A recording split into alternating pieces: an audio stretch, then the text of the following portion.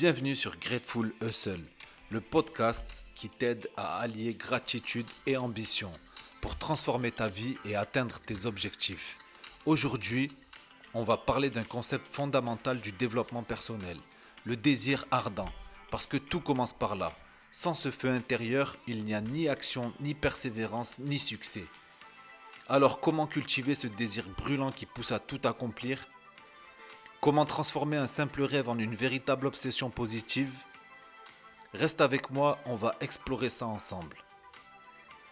Si je te demandais quelle est la chose que tu veux le plus au monde, est-ce que tu pourrais me répondre sans hésiter ? Si oui, c'est un bon signe. Sinon, c'est peut-être là que tout bloque. Dans son livre Réfléchissez et devenez riche, Napoléon Hill nous dit « Le point de départ de toute réussite, c'est un désir ardent. » Un simple souhait ne suffit pas. Si tu dis j'aimerais bien être riche ou j'aimerais bien être en forme, mais que ce n'est pas une obsession, alors rien ne va bouger. Regarde les plus grands entrepreneurs, artistes, sportifs. Ce qui les distingue, ce n'est pas juste leur talent, mais l'intensité de leur désir.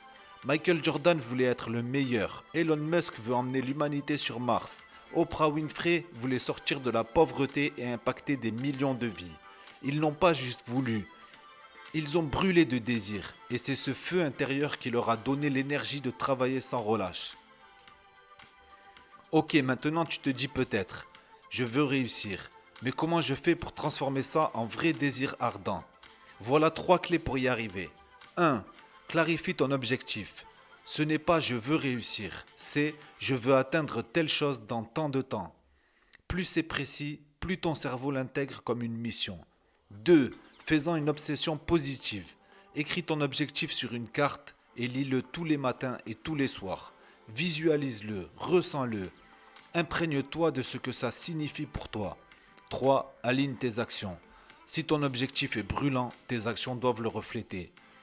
Quel est le premier pas concret que tu peux faire aujourd'hui ? Le désir ardent, c'est bien, mais ça ne suffit pas. Il faut l'accompagner de foi et de persévérance. Parce que quand ça devient dur, et crois-moi, ça deviendra dur, seuls ceux qui croient vraiment en leur vision continuent. Tu dois agir comme si ton succès était inévitable. Et chaque échec doit être vu comme une leçon, pas un mur.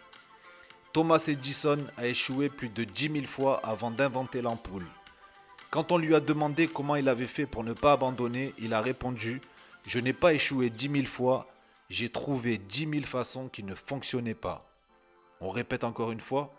Il a répondu « Je n'ai pas échoué 10 000 fois, j'ai trouvé 10 000 façons qui ne fonctionnaient pas. » C'est cet état d'esprit qui transforme un désir en réalité.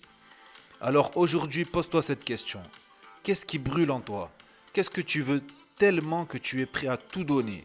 Rappelle-toi, un rêve sans désir ardent, c'est juste un souhait. Un désir sans action, c'est juste une illusion. Mais un désir ardent accompagné d'actions massives, ça c'est une force inarrêtable. Si cet épisode t'a inspiré, pense à t'abonner à Grateful Hustle et partage-le avec quelqu'un qui a besoin de ce message. Et toi, quel est ton désir ardent ? Dis-le moi en commentaire. Merci d'avoir écouté, garde la flamme allumée et à très vite pour un nouvel épisode.